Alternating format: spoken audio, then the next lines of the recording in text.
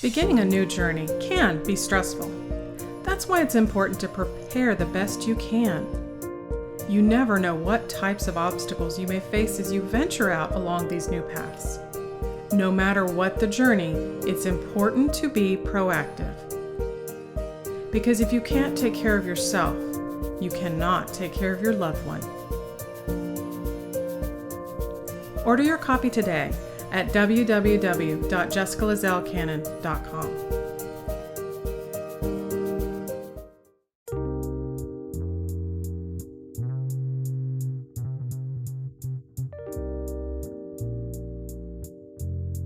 Hello, and welcome to the Proactive Caregiving Podcast. As a CPA with over 20 years as an industry accountant, Jessica stepped away from the corporate world to become a full-time caregiver for her mother. Having learned invaluable lessons along the way, she is now here to share those with you and to invite you to join her on this caregiver's journey. Here is your host, Jessica Cannon.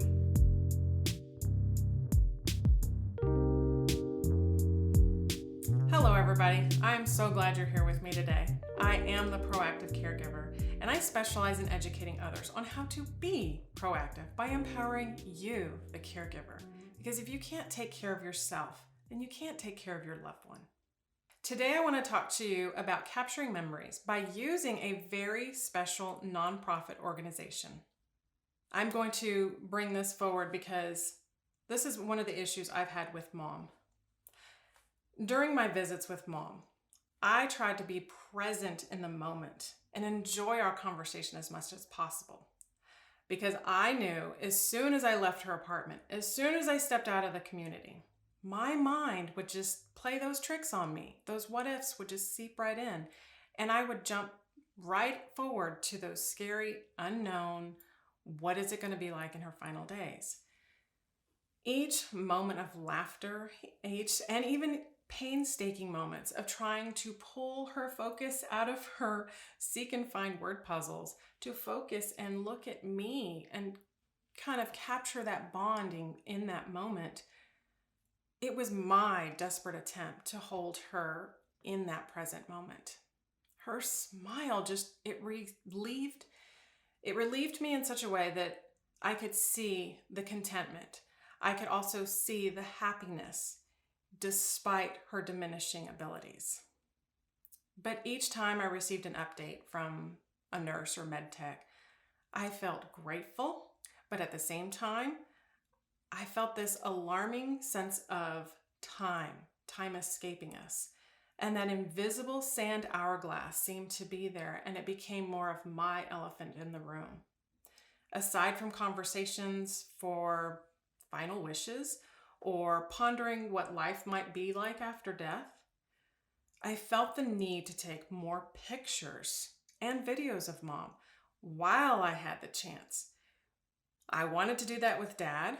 I assumed I was going to have plenty of time when in fact I didn't. I lost those moments. So my phone was the next best thing, but every time I pulled my phone out to take pictures of Mom, she quickly either protested or she pushed her hair down in her face, because to her, having her big head, or her big egg forehead is what she called it, was embarrassing to her. Because as Mom's dementia progressed from vascular dementia to FTD, or frontal temporal dementia, her hairline receded, leaving this noticeable balding. If she had bangs to cover up her hair or her forehead, she was fine. Over time, that confidence slowly waned, and that confident smile turned into the grumpy or disgusted kind of posture. Those moments of trying to capture that picture were hard, and I had to learn how to be really stealth with the camera. But thankfully, at the end of 2021, Carmen Davailus, who is a nurse practitioner, photographer, and the author of Just See Me, Sacred Stories from the Other Side of Dementia, gave me a gift to treasure for many years to come. Carmen is the founder and president of the nonprofit Doggies for Dementia Foundation. And thanks to her foundation and her talents, Carmen provided studio portraits of Mom with a heartwarming video from the photo session for me to cherish going forward. And for that, thank you so much for coming on with me today, Carmen. Oh, well, my pleasure. My pleasure. I'm just left a little speechless by your introduction and describing what it's been like for you to try to capture those moments and the frustrations, and yet knowing how important it is, and how you're viewing the passage of time. And I just had to reach over and grab some tissues because that was just so and that really is those. I mean, here we're talking about memories, right? A lot about memories in a world where memories are fractured in so many ways, and how important those memories are to us, that just becomes so very cherished. Exactly. And so it was such an honor to photograph your mom, to meet her and you, and to capture those moments, and just to see the light in her eye. Exactly. And the joy, and when she was excited. And understandably, it is not easy having big lights there and somebody pointing a camera at you and trying to make small talk. I mean, it's not easy for anybody. And certainly somebody with dementia and all that is going on, it can be intimidating and frightening, and we try to make it fun. We try to make it fun.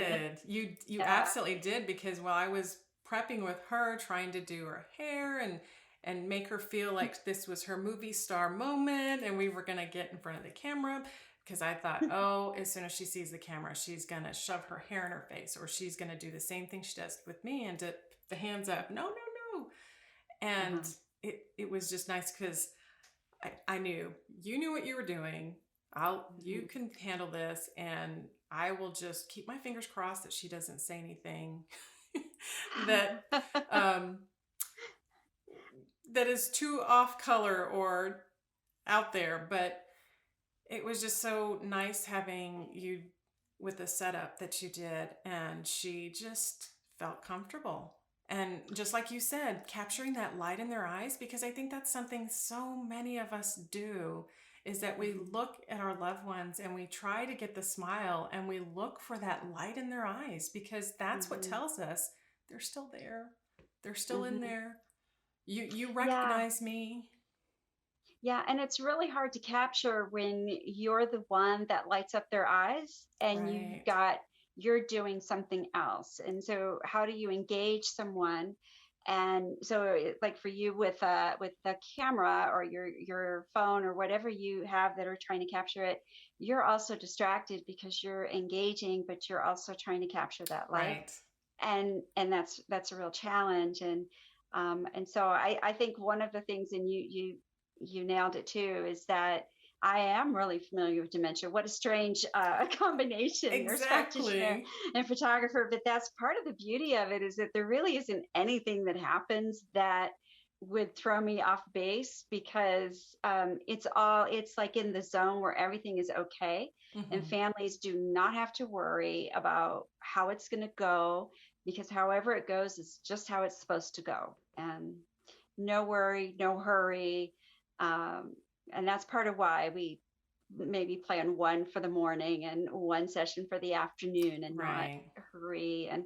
And what a gift that is too, at least from what I've heard from families, to not have to worry about how it's going to be. It's going to be great no matter what. Right. And it's okay. No matter what happens, it's okay. So I like that there's this double play on words here, because you have had both sides of dementia. You had it as the nurse practitioner in the clinical setting, and then you were later able to see it from the artist side. So as a nurse practitioner, what was it like to see that side of dementia, but not be able to connect as much with the families? Yeah. Well, a lot of my career was making house calls. So I visited families at home. I also went to long-term care communities and then in the clinic. And I would say I was really fortunate, very blessed in this, but I sought this out also. My visits weren't timed as Nice. much.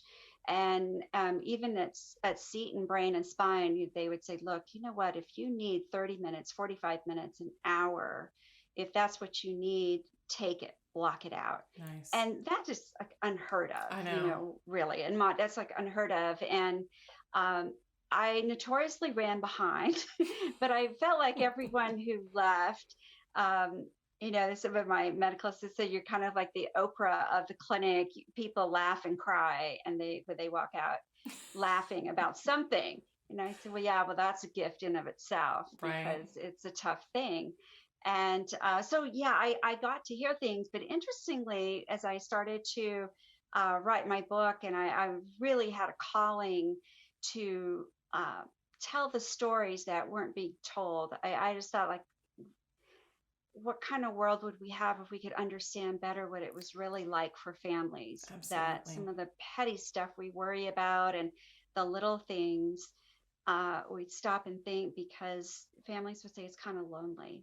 That's what I heard. It's kind of lonely for us. People don't understand. And then when I went to, and I'm talking to them, and so for the book, I did photo sessions, but a big part of it were just my sole agenda was, what do you want the world to know? Not about dementia, not about, what do you want the world to know? And 13 families, 13 topics, 13 things. And one of the real common threads was the feeling that people just didn't understand, and the stigma, the isolation, the loneliness, because who could they talk to? Right. And even some would say, I wouldn't tell you when you were my nurse practitioner, because I thought you'd say, you're the only one who's not doing good at this caregiving thing. Like, as if, that's like the hardest thing there is to do, right? Or you're going to say, I can't take care of my mom or my dad or my spouse, and I need to look for long-term care. Or just the biggest fears of what I would say if they said they struggled more than what they did. And which was heartbreaking to me. And I thought, okay, we need to really make some changes. And so hence I saw, like, raising awareness is so important. So important. And I'm old enough to have been around in the days when breast cancer, back as a young nurse, because it was 40 years for me and as a nurse, and 20 as a nurse practitioner. And I remember when we didn't talk about cancer, it was the C word, it was mumbled, and breast cancer, female cancers, you just don't talk about it. And women were left to really struggle and to try to heal on their own with this huge stigma that they couldn't talk about. And of course that has changed. And what changed big time was that stories were being shared. And people were trying to understand, and knew other people who could come out and say, yes, I'm a breast cancer survivor, or I'm working through it. And that's where we need to get with dementia too. I agree. We really need to get there. So I know there's a way. I know there's a way. Yes, because the awareness makes a huge difference. And for me, the awareness, and I'm sure you saw this with your 13 different families even, that not all of them had exactly the same type, or they were in exactly the same stage. I mean, there's so much that needs to be learned. And ironically, from the time that Alzheimer's was discovered to now, we're still scratching the surface in most cases. Yes. And in cases of frontotemporal, as in your mother's case, is really very little is known. And very little is known, definitely in the public, or even in the medical realm. So if you present to your primary care with these symptoms, it's kind of like, I don't, it's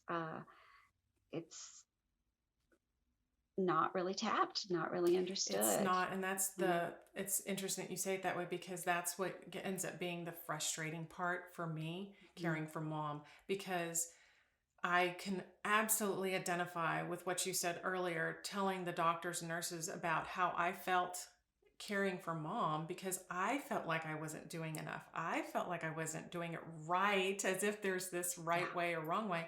It's just, I didn't want that to be known. It's that it was part of airing the dirty laundry. But one of the things that frustrated me the most is that stepping forward to explain symptoms, and because those certain symptoms or certain behaviors didn't line up with Alzheimer's, mom was dismissed, even from many doctors and nurses. There's something going on right here, but it's not Alzheimer's, or she's okay, she's fine. When I knew she was not fine.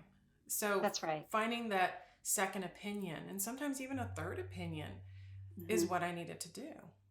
Yeah. And I think one of the things as a nurse practitioner, and as well as the portrait photography work that I'm doing, it's more of a documentary style type thing. Who's the expert? Family. Right. Family's the expert. Right. And because that is that the caregiving role, loving your parent or your spouse, or that's where you spend your time. That's your life. That's what you know. Absolutely. Yeah. So did you become the nurse by the week and the photographer by the weekend? How did you transition? Yeah, I had always been, that's because I had always been a hobbyist, and I had a camera, but I always shot in automatic. That's like how advanced I was with that. So not very far. And, but seeing things with the eye, of the artist was always the case for me. I saw life in still pictures. And interestingly, with that soundtrack too, like there's songs that will pop into my head, but I just see things as like almost as if you're going through a book of image by image. And one day in the clinic, a family had come in, and their story had just touched me so, and it was just so impactful. It was like an epiphany for me. Because I had always thought somebody really needs to tell these stories. And of course, when you're in the throes of caregiving and adjusting to what life it might be like, and it changes all the time, right? That's not always the best time to share your stories. But this day, it just hit me like, you need to tell these stories. And by the time I drove home, I had like a plan in mind what I was going to do. And that's when I started taking classes to really learn to take the technical to what I saw in my mind. And so that's really how it happened for me. And I'm pretty sure I could have earned a PhD by then in all the classes I took online. I was a voracious learner and practicing. And I just, it just didn't end the storytelling.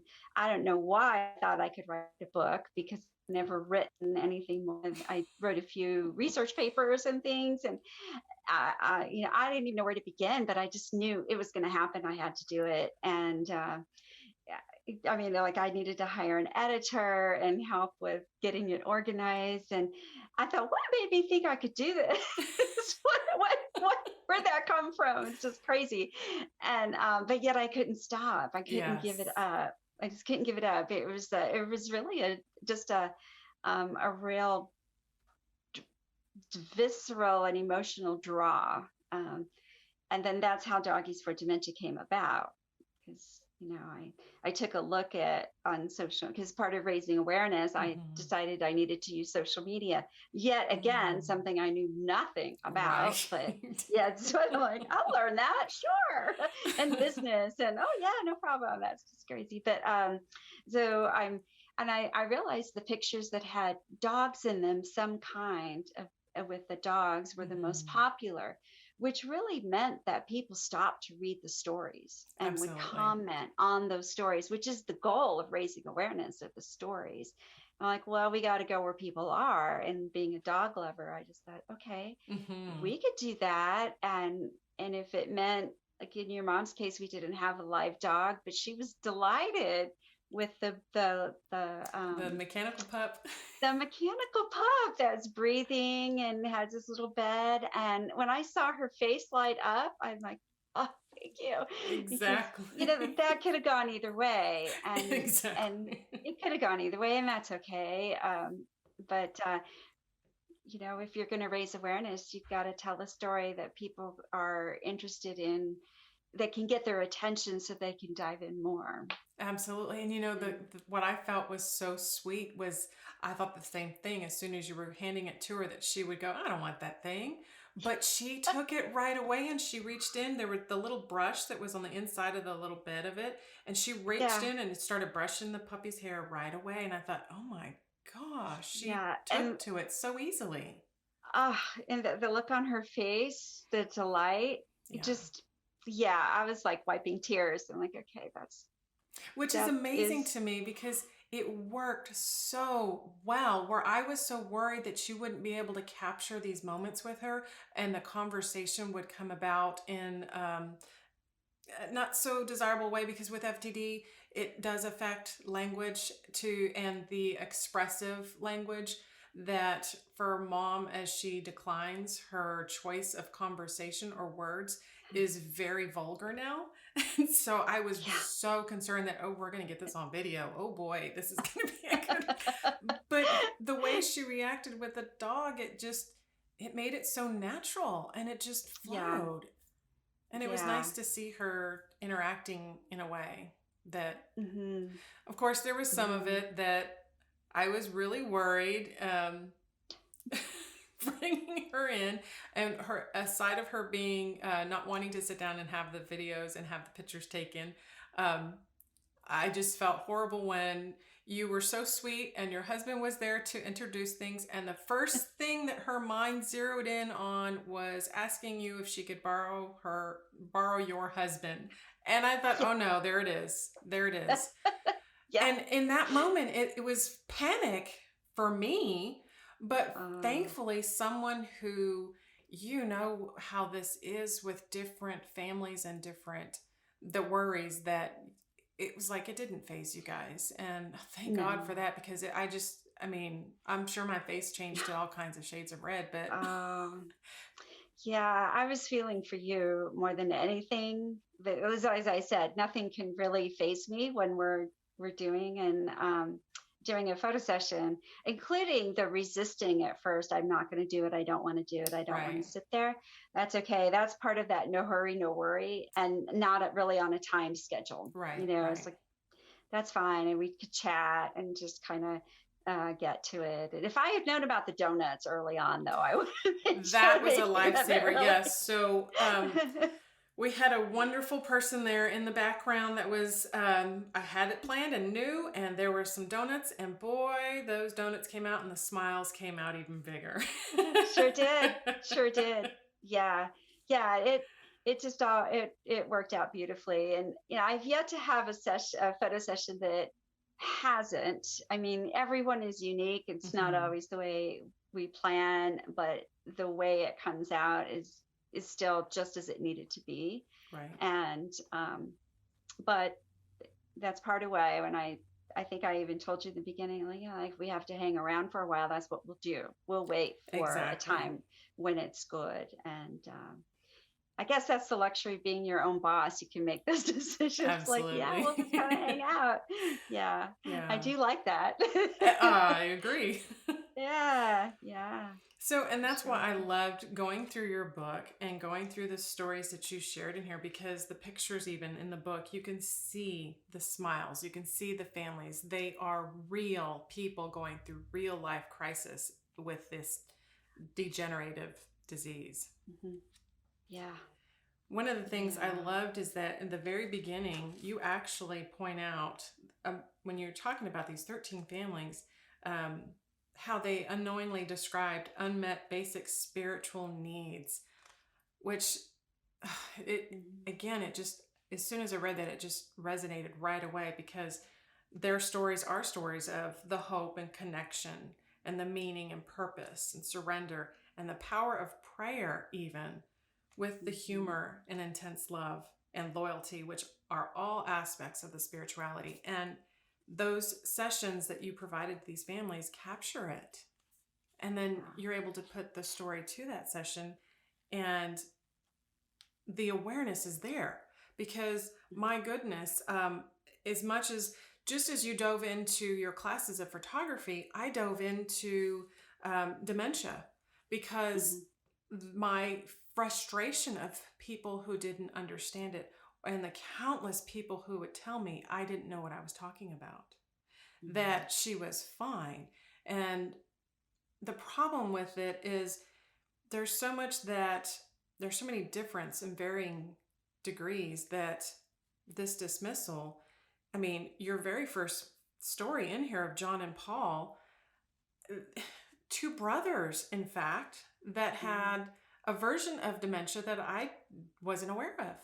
I mean, I was aware, but it's so rare that it's not highly talked about. And so these brothers being 36 and 39 years old, and it's the other side of it where the mother is caring for her sons. Yep. It's just so heart-wrenching to read that and know that these are real stories. Real. And what a joy she was. I mean, she was one of my very first families that I got to know when I started working in clinic at Seton. And it was like a tornado almost. And she's like talking so fast, and I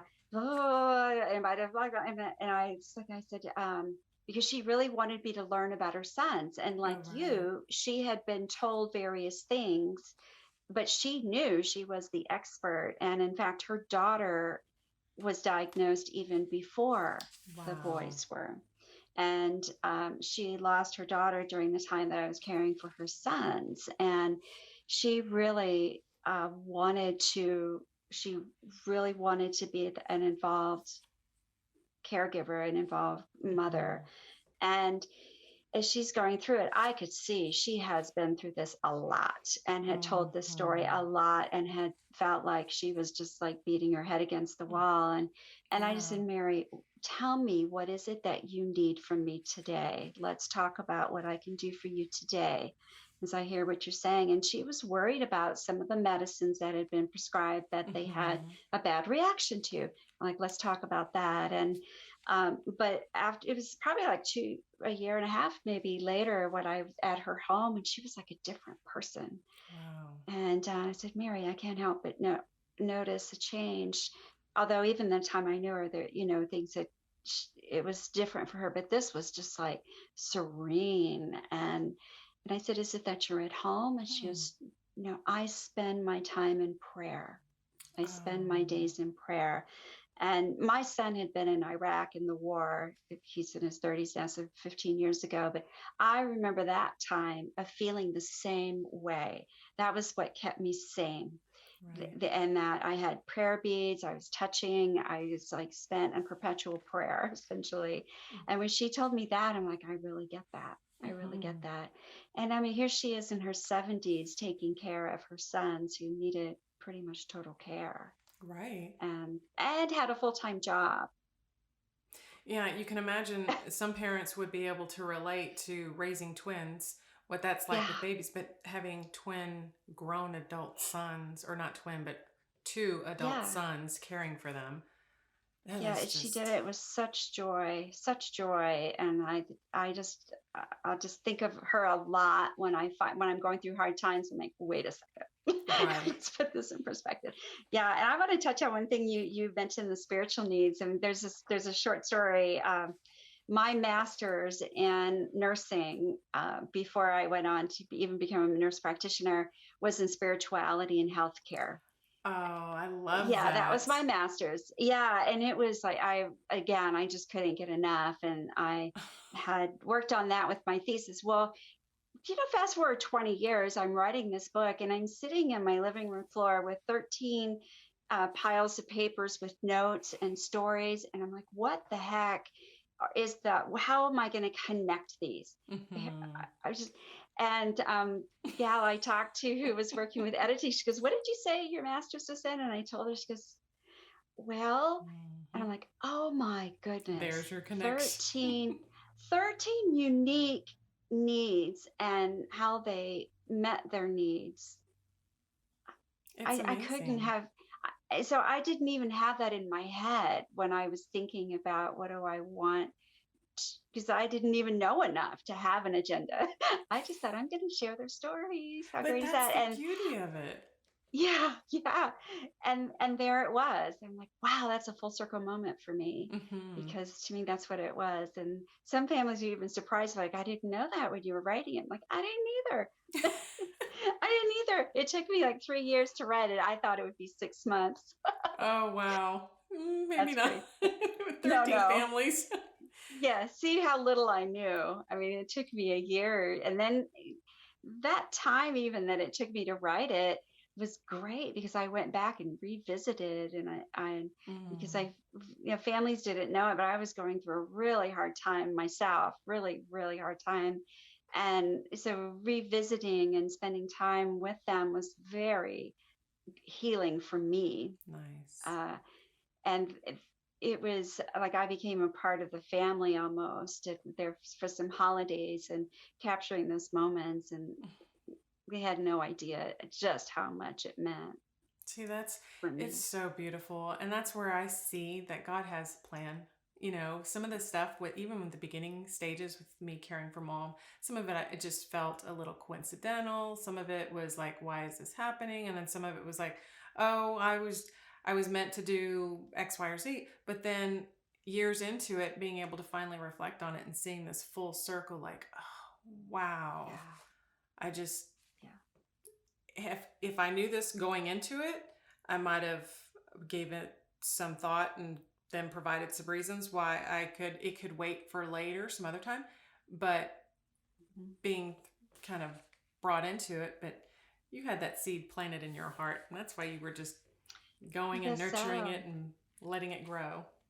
Yeah. And I so applaud you and your podcast, because there will be somebody, at least one person listening, who Yes. needs to hear. It may not make sense right now.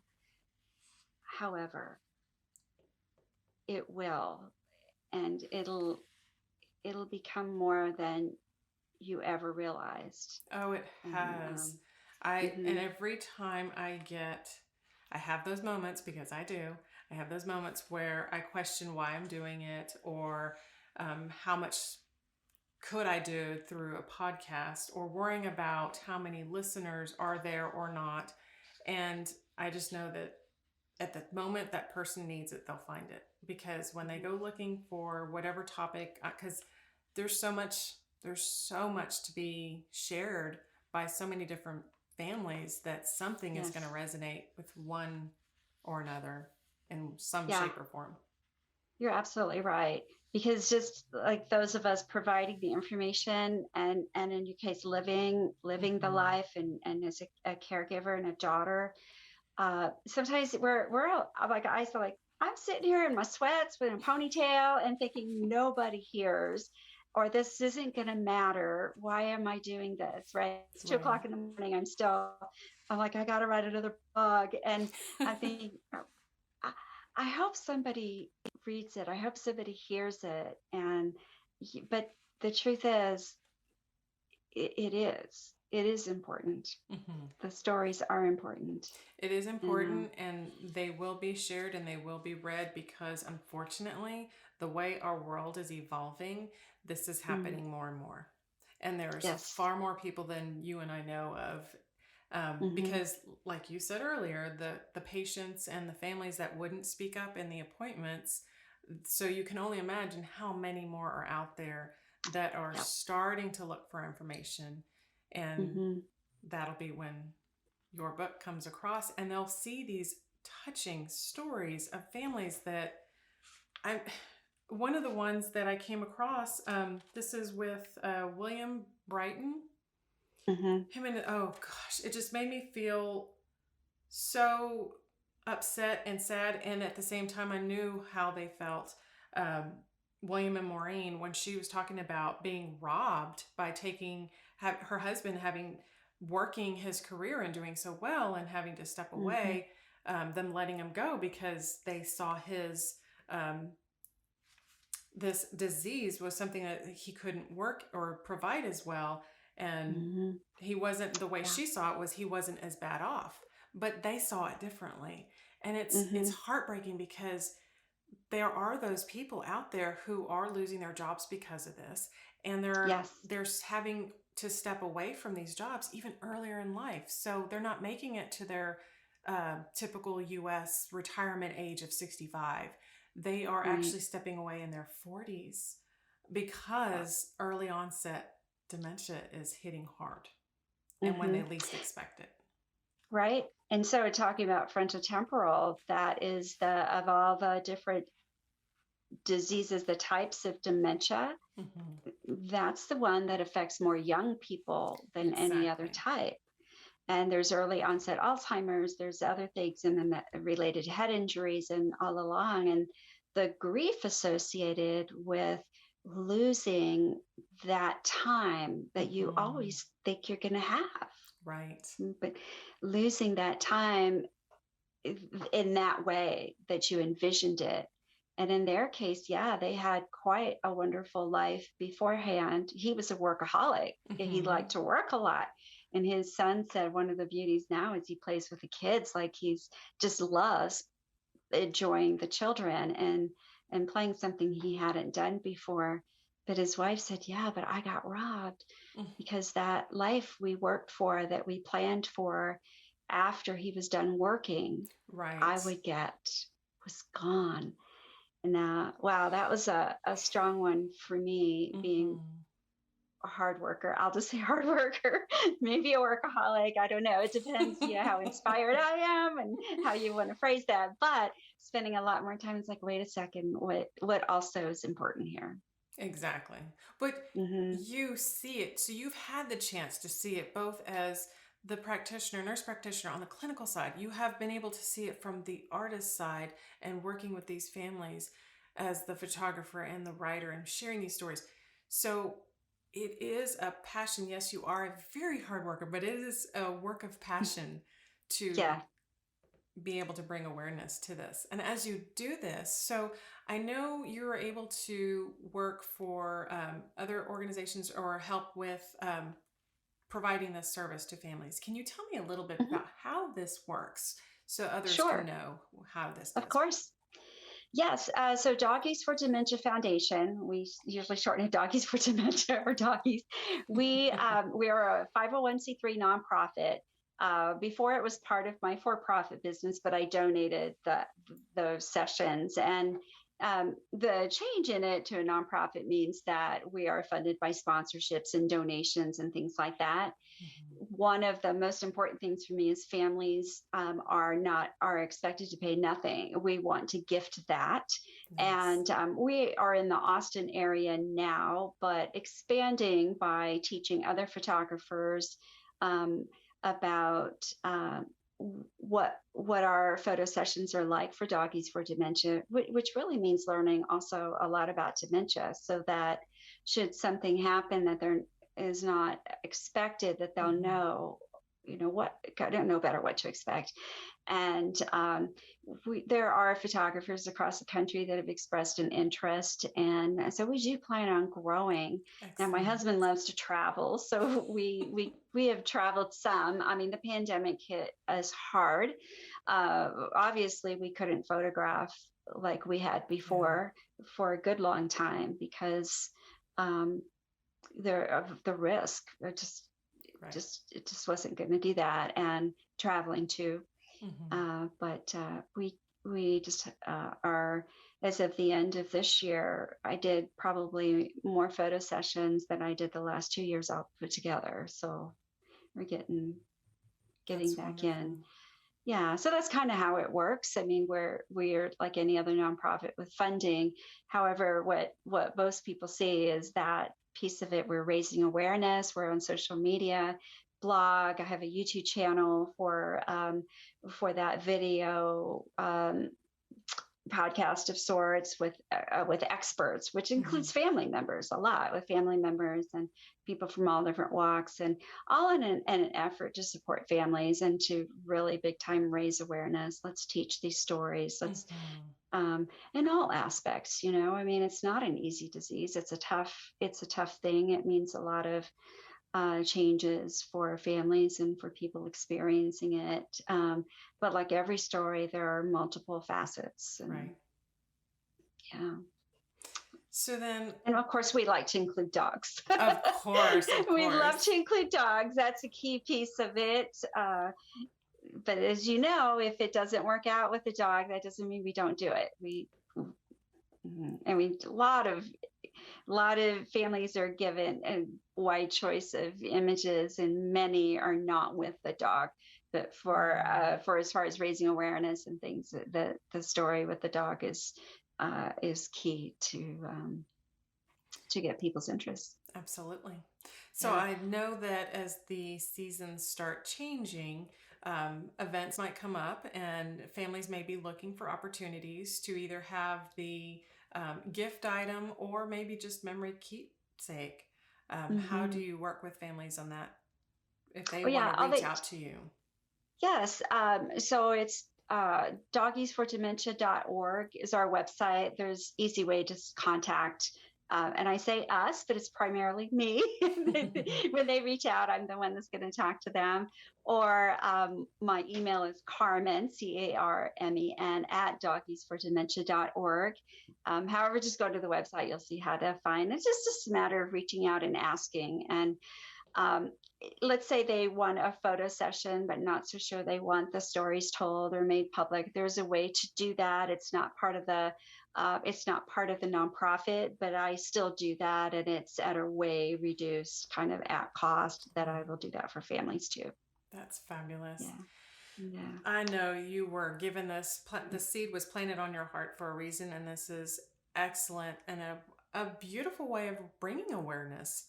I mean, instead of having the shock and the sad and the grief, this is a really beautiful way because you get to see beyond the form of dementia. You see the family, you see that person living with dementia, and you actually see them as a person. And like some family members and even others that have lost their jobs, they're isolated and they're seen differently right away as soon as it's known. I know that was one of the areas that I kind of was very nervous about mentioning when I worked still in the corporate world, that mentioning my mother had bipolar manic depression even at first. It was like, I didn't want that association to be viewed as, oh, she's probably like that too. And work production, if I had a bad day because I was upset or depressed with mom, I didn't want the connection made. And a lot of that I wanted to keep to myself, but these stories put faces to that real life evolving world. Yeah. So I'm so glad you did this. We're all people first. Exactly. Everybody's got something. No matter what, everybody's got something. Exactly. Yeah. Yeah. Well, thank you. It's wonderful to hear reinforcement. And I should say too, as you're reading the book, pretty much every family did not want photos. They go, we'll do it for you. This was like, we'll do it for you, but I'm not so sure we're going to really want that. But we love you. So, okay. And then those images, as I'm delivering those, matted prints to them, it was like you could just see them. It was, it became this priceless treasure is how it was described by families. Right. And I thought, okay, because I wondered at first, well, maybe they're right, and that's not something they're going to want. And I thought, well, who's to say that there's a time of our life that we could just block out and say, it's as if it didn't happen. Oh, no. That yes, there's dementia, but every time of our life and every person deserves that respect and to be valued in such a way that we have documentation of their lives and what it was like.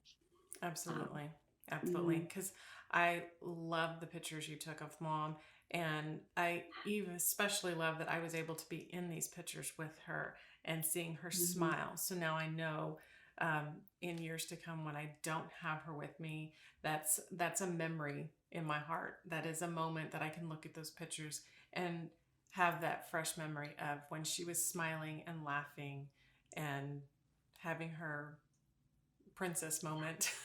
Yeah. Yeah. Yeah. I would title your mom sessions delightful. And yeah, and there isn't a day that I sit here and go through and edit pictures and video. And I am not great at the video. I mean, the editing piece I've learned. And I just have tears, it's just so touching for me too. And not just tears because the technology is not my thing, but I mean, it's just, yeah. My husband's like, why are you crying? It's so beautiful. It's real life. It's just real. Mm-hmm. Definitely. It's real life. Well, thank you so much, Carmen, for taking time to share your information with me. And I do want to remind people to, if they get a chance to find your book, Just See Me. And this is going to be the Sacred Stories from the Other Side of Dementia. And I really, really think that once you see this and read this, that you will feel the fact that you are not alone. And if you're experiencing any of these scenarios, the families and how they're reacting, it'll point you in a direction that you need to go in at that point in time. Mm. Thank you. And I say it, I sometimes forget this, but if someone would like one signed, autographed for them or dedicated to someone, just reach out to me. Go to the website and say, hey, Carmen, I'd love to have a copy of your book, and I will take care of that because I have some here. Excellent. They're on Amazon, but right, I have them too. Mm-hmm. Definitely. Well, thank you for joining in and listening today, ladies and gentlemen.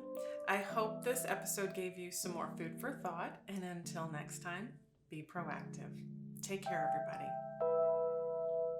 Thank you for joining us today. We really hope you've enjoyed this episode. To learn more about proactive caregiving and to hear other episodes of this podcast, please visit www.jessicalazelcannon.com. This podcast is produced by Cannon Light Media, LLC, www.cannonlightmedia.com. Music provided by Khris Paradise.